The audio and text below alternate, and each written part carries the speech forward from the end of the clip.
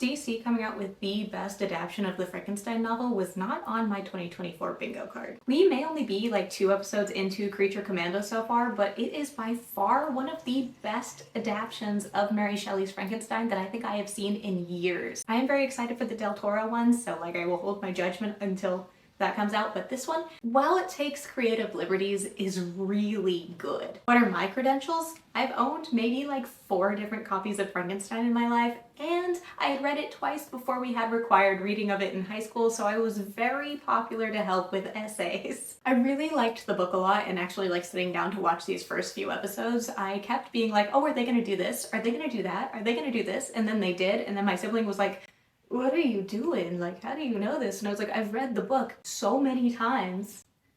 I got this. Everything is fine.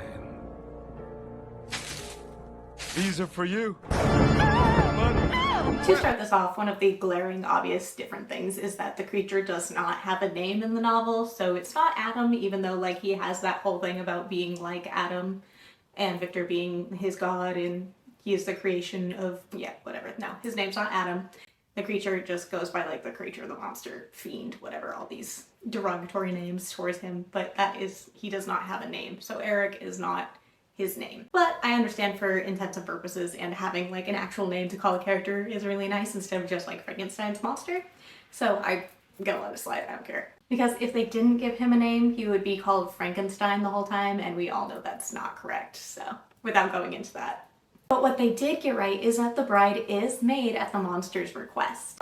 Threats, more so. Because he does threaten Victor to make a bride for him. Much like how Eric goes about it in Creature Commandos, he does ask Victor, or more so threaten Victor, to make him a partner because there is nobody out there in the world who can sympathize with him. Because Victor made him this way and there's nobody else like him. So the only good thing for Victor to do is to make somebody that can sympathize with the monster. I'm gonna read this because it's like literature quotes, but the exact quote from the novel being, "You must create a female for me with whom I can live in the interchange of those sympathies necessary for my being. This you alone can do, and I demand it of you as a right you must not refuse." Which, that is very much where they took Eric and Victor's conversation from, right? So like it is very much in the novel. Like that is very... The only difference is that in Creature Commandos they already have like the pieces acquired to make it, and that has not happened yet in the novel because Eric and the monster also both have very skewed opinions on what will happen if the bride is made, or what it means to have a bride. The monster in the novel is given his perception of what it is like to have a bride because of things he has read,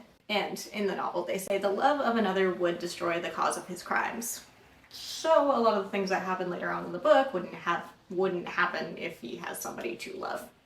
In the novel, however, Victor is moved by that sentiment, and he also is kind of like, hey, if I brought 2 people to life, I'd be even more of a better scientist than I am. So like, why not? Let's do it. But when he actually does get the pieces together, he kind of gets this like nervous feeling of like, what would happen if the monster does have a bride? What if the bride doesn't like the monster? What if he ends up having a family? What does that do? He gets so overwhelmed in these what ifs that he just doesn't do it. He just aborts mission. Essentially, he gets rid of all the pieces. He never brings the bride to life. Obviously different than Creature Commandos. After this, the monster threatens to be present on Victor's wedding night, which Victor takes as a threat to his person, but ends up actually being a threat to murder Elizabeth, Victor's fiance. And he does end up killing Victor's wife, so.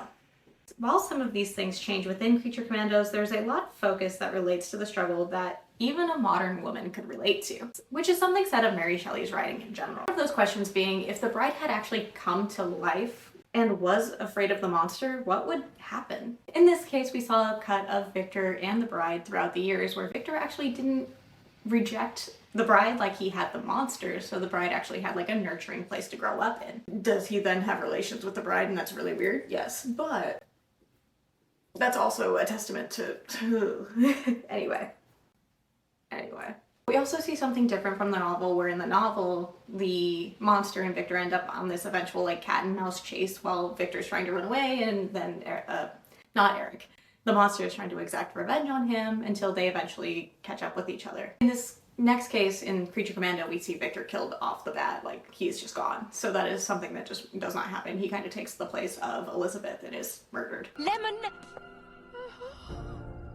I did what I had to do.